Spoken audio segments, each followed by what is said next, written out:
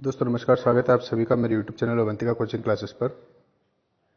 जैसा कि आप देख सकते हैं आपके सामने मॉडल पेपर जो कि बोर्ड के द्वारा जारी किया जाता है दोस्तों।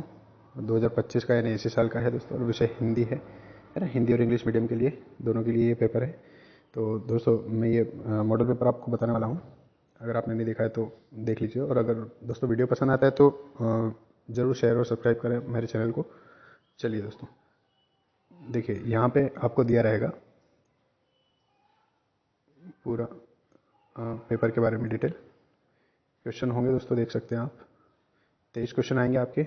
टोटल 4 पेज का पेपर रहेगा। 3 घंटे का समय है और टोटल 75 मार्क्स का रहेगा। बाकी 25% मार्क्स जो है दोस्तों आपके प्रोजेक्ट के रहेंगे। ठीक है, इसके बाद हम आगे बढ़ते हैं। ये दोस्तों एक चीज़ जो सबसे ज़्यादा ध्यान रखने की है, ये निर्देश जरूर पढ़ लें, क्योंकि बोर्ड कोई भी चीज़ मतलब बिना काम की नहीं देता है ना। तो यहाँ पे कुछ वर्ड लिमिट दी हुई है। तो जितने नंबर का क्वेश्चन आप अटेंड करते हैं उतने नंबर, उतने वर्ड लिमिट उसकी याद रखें कि इतने शब्दों में आपको आंसर लिखना है। ठीक है, जैसे कि 4 नंबर के जो आंसर है उसमें आपको लगभग 120 शब्द लिखना ही लिखना है। मतलब 12 से 15 लाइन लगभग आपकी होनी चाहिए, लगभग 12 लाइन लगभग। ठीक है, तो ये चीज़ें ज़रूर ध्यान रखें दोस्तों। चलिए आगे बढ़ते हैं। देखिए रीतिकाल की रचनाओं का प्रधान विषय क्या है। सेकंड है जकरी शब्द का अर्थ क्या है। जुगुप्सा का स्थायी भाव। सूर्य प्रकाश जी ने किस पत्रिका का संपादन किया। जिस समाज में प्रथम पद विशेषण और दूसरा पद विशेष्य होता है उसे क्या कहते हैं। देहाती दुनिया उपन्यास के लेखक हैं। ठीक है, ये तो हो गए दोस्तों आपके 6 ऑब्जेक्टिव टिक द करेक्ट वाले। फिर 6 रिक्त स्थान आएंगे दोस्तों, देख सकते हैं आप। अगर मैं आंसर बताने की अगर मैं आंसर बताऊंगा दोस्तों तो इसमें काफ़ी टाइम हो जाएगा, तो आप देख लीजिए। मैं पढ़ के बता देता हूँ एक बार। उत्साह एक रिक्त स्थान गीत है। फिर वीर भयानक तथा रौद्र रस में कौन सा गुण होता है, तो इसमें ओज गुण होता है, जिसमें ठीक है देख लीजिए आप। नायक के जीवन किसी एक घटना का पूर्णता के साथ चित्रण महाकाव्य में होता है। जैसे बाल गोविंद भगत के गीतों में प्रभु मिलन का भाव व्यक्त हुआ है। विद्यालय में स्वर संधि है। लेप्चा और रिक्त स्थान सिक्किम की स्थायी जनजाति है। ये आपने अगर पाठ पढ़ा होगा तो आपको पता होगा। चलिए अगला है सत्य सत्य परशुराम फरसे को देखकर भयभीत हो गए। दोहा वर्णिक छंद है। जीवनी गति की प्रमुख विधा है। लखनऊ में नवाबों का शहर कहा जाता है। माँ बैठ नहीं सकती में भाववाच्य है। और कृतिकार के लिए अनुभव की अपेक्षा अनुभूति गहरी चीज़ है। तो ये आपके 6 रिक्त स्थान, सॉरी रिक्त करेक्ट और रिक्त स्थान और क्या बोलते हैं इन्हें, सत्य असत्य हो चुके हैं। अब 6 नंबर की सही जोड़ी आएगी दोस्तों आपके सामने, देख लीजिए। आप चाहे तो स्क्रीनशॉट ले सकते हैं दोस्तों साथ साथ। ठीक है, इसके बाद देखिए आगे, निम्नलिखित प्रश्नों के उत्तर एक वाक्य में लिखिए।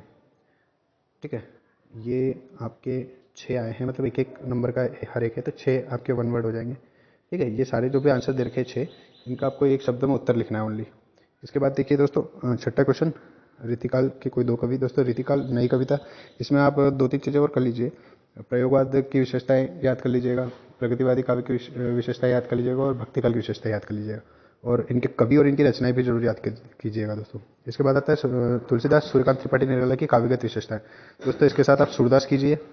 और और भी जो आपके परीक्षा अध्ययन आप मैं सजेस्ट करना चाहूँगा, परीक्षा अध्ययन में आप देखिए जितने भी कवि दे रखे हैं उनकी रचनाएं आप अच्छे से याद कर लीजिए। भाव पक्ष कला पक्ष कर लीजिए।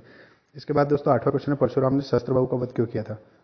ठीक है, तो इसी चैप्टर से दोस्तों 2 इंपॉर्टेंट क्वेश्चन और बनते हैं, वो जरूर देख लीजिएगा आप, कि लक्ष्मण ने धनुष टूट जाने पर क्या तर्क दिए, है ना। और लक्ष्मण ने वीर योद्धा की क्या विशेषता बताई है। ठीक है, ये 2 क्वेश्चन और जरूर कर लीजिएगा। मुरझाकर गिर रही प्रत्यय किसका प्रतीक है, इसके माध्यम से जयशंकर प्रसाद क्या कहना चाहते हैं। अगर यह क्वेश्चन आपने कहीं पढ़ा है तो आप उसका उत्तर याद कर ले, और नहीं पढ़ा है तो आप मन से भी इसको लिख सकते हैं। छोड़ के कुछ भी नहीं आना दोस्तों, ये याद रखें। कवि नागार्जुन के अनुसार फसल क्या है। फिर है संगीतकार किन किन मुख्य रूपों में अपनी गायक गायिकाओं की मदद करते हैं। इसके बाद है प्रबंध काव्य किसे कहते हैं, उसके प्रकार लिखिए दोस्तों। इसमें महाकाव्य खंड काव्य के विशेषताएं और 2-2 नाम जरूर याद कर लें। शब्द गुण दोस्तों देखिए, माधुर्य गुण की परिभाषा दी हुई है आपको 10वीं कथवा में। तो 3 शब्द गुण होते हैं, तीनों की परिभाषा आपको याद करना है और उदाहरण भी याद करना है। ठीक है, इसके बाद चौपाई छंद दोस्तों, छंद आपके दोहा छंद और चौपाई छंद दोनों उदाहरण सहित याद करके जाए, एक न एक जरूर आएगा। इसके बाद है पुनरुक्ति प्रकाश अलंकार की परिभाषा उदाहरण सहित लिखना। दोस्तों 4 अलंकार है, आप देख सकते हैं। पुनरुक्ति प्रकाश, मानवीकरण अलंकार, अन्योक्ति अलंकार और अतिशोक्ति अलंकार, ये चारों अलंकार उदाहरण सहित आप याद करके जाए। फिर कहानी उपन्यास में कोई 2 अंतर, नाटक एकांकी में कोई 2 अंतर। यहाँ पे दोस्तों अंतर जरूर आएंगे। संधि समास में अंतर, मुहावरे लोकोक्ति में अंतर, और जीवनी और आत्मकथा में अंतर, ये 3 अंतर और इसके अलावा जो है आप याद कर लेना। इसके बाद रामरक्षा बेनीपुरी और यशपाल की साहित्यिक विशेषता निम्नलिखित बिंदु के आधार पर, ये जीवन परिचय दोस्तों आएगा ही आएगा। 2 रचनाएं आप कर लीजिएगा, है ना। और कवि ये लेखक है और इनकी भाषा शैली याद कर लीजिएगा। 14 वाला क्वेश्चन है दोस्तों, नवाब साहब का खीरा खाने की तैयारी का वर्णन लखनवी अंदाज पाठ के आधार पर कीजिए। मंड भंडारी पर किन किन दो व्यक्तियों का विशेष रूप से प्रभाव पड़ा था। इसके बाद है शहनाई की दुनिया में डुमराव को याद किया जाता है, अच्छा क्वेश्चन है। और भद्रतानंद कौशल्यायन के अनुसार सभ्यता क्या है। ठीक है दोस्तों, अगर आप हिंदी के इंपॉर्टेंट क्वेश्चन चाहते हैं तो हमारे चैनल पर विजिट करें, वहाँ पे एक प्लेलिस्ट में ओपन करके जाएं हिंदी पे, और पुराने काफ़ी पेपर भी डाल रखे हैं पिछले साल के, शायद आपको सॉल्यूशन भी वहाँ पे मिल जाएंगे, तो वो आप जाके ज़रूर वीडियो देख लें दोस्तों। अगला है 16 वाला, देखिए वाक्यांश के लिए एक शब्द लिखना है, इसके बाद आपको 2 मुहावरे दिए हुए हैं और मुहावरे में आपको वाक्यों में प्रयोग करना अर्थ लिखते हुए। अगला है दोस्तों 17 क्वेश्चन, कवि श्वेत तथा कवि रंगीन पताकाओं को लगाने का किन किन अलग अलग अवसरों को संकेत करता है। इसके बाद है लेखा विज्ञ के अनुसार प्रत्यक्ष अनुभव की अपेक्षा अनुभूति उनके लेखन में कई अधिक मदद करती है, इसका क्या अर्थ है। फिर दोस्तों संदर्भ प्रसंग सहित व्याख्या आएगी आपके 3 नंबर की, आप देख सकते हैं पीछे की तरफ। तो संदर्भ प्रसंग आप अच्छे से याद कर लें, 1 नंबर का संदर्भ है, 1 नंबर का प्रसंग है और 1 नंबर की व्याख्या है। ठीक है दोस्तों, 2 आपको अथवा में पैसे दिए रहेंगे, 2 में से कोई एक आपको करना पड़ेगा। उसके बाद फिर संदर्भ प्रसंग सहित व्याख्या वापस आएगी गद्य की, वो भी 3 नंबर में आएगी, आप देख सकते हैं पीछे 3 नंबर में। तो आप चाहे तो दोस्तों स्क्रीनशॉट लेते रहे साथ साथ, ताकि आप बाद में इसको सॉल्व कर सके अच्छे से। 20वां क्वेश्चन है दोस्तों, धूम्रपान रोकने के लिए उसकी हानियां बताते हुए एक विज्ञापन बनाइए। तो विज्ञापन भी आपके सिलेबस में है, याद रखिएगा। इसके बाद मेरा जीवन का लक्ष्य विषय पर एक अनुच्छेद लिखिए। तो दोस्तों याद रखिएगा, अनुच्छेद, संवाद, विज्ञापन, ये सारी चीज़ें अथवा में, मतलब इन 3-4 चीज़ें हैं, उनमें से कोई भी 2 चीज़ें आएगी, तो आप कम से कम 3 चीज़ें आप जरूर याद कर लीजिएगा। इसके बाद दोस्तों आता है गद्यांश को पढ़कर पूछे गए प्रश्नों को उत्तर दीजिए। ये गद्यांश आपके लिखे हुए हैं, देखिए आप चाहे तो स्क्रीनशॉट ले सकते हैं दोस्तों। 4 नंबर में ये गद्यांश पूछा हुआ है, स्क्रीनशॉट ले लें, और 4 क्वेश्चन पूछे हुए हैं। इसी के और में एक और गद्यांश है, या तो आप ऊपर वाला करें या फिर नीचे वाला करें, एक गद्यांश है और एक पद्यांश है। ठीक है, तो आप स्क्रीनशॉट लेते रहे दोस्तों। ये देखिए, इसके बाद 22वां क्वेश्चन है दोस्तों आपका, विद्यालय में खेल सामग्री की मांग करने तो अपने प्राचार्य को पत्र लिखिए। दोस्तों पत्र और एप्लीकेशन कोई सी भी आ सकती है, आपको केवल इसका फॉर्मेट पता होना चाहिए, और ज़्यादा नहीं डिफरेंस नहीं होता है, 2 या 3 लाइन का डिफरेंस होता है हर एक पत्र या एप्लीकेशन में। तो दोस्तों इसमें ऊपर और नीचे दोनों तरफ आपको पत्र दिए हुए हैं, वैसे आवेदन पत्र यानी प्रार्थना पत्र ही होता है। तो ठीक है, तो ये ऊपर जो दी हुई है दोस्तों, ये एप्लीकेशन है।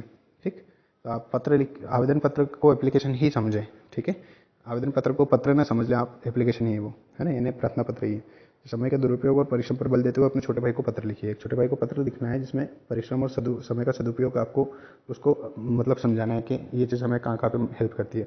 इसके बाद दोस्तों 23वां क्वेश्चन आपका 4 नंबर में एक निबंध आएगा। इसमें याद रखें, आप सबसे पहले रूपरेखा लिखना है। रूपरेखा अगर आपको नहीं पता है तो याद रखें, पहले रूपरेखा हेडिंग डालें, फिर आप जो भी पॉइंट लिखने वाले हैं, 4-5 जो भी पॉइंट लिखने वाले हैं, वो सारे पॉइंट लिख लें। उसके बाद आप निबंध लिखना स्टार्ट करें। 1 नंबर निबंध का है दोस्तों, 3 नंबर का आपका निबंध रहेगा। तो दोस्तों वीडियो आपको कैसा लगा कमेंट में ज़रूर बताइए, और लाइक शेयर जरूर करें। और दोस्तों अगर अभी तक आपने हमारा चैनल सब्सक्राइब नहीं किया तो जरूर सब्सक्राइब करें। चलिए दोस्तों, मिलते हैं अगले वीडियो में, तब तक के लिए धन्यवाद, और आपको एग्ज़ाम के लिए बेस्ट ऑफ लक।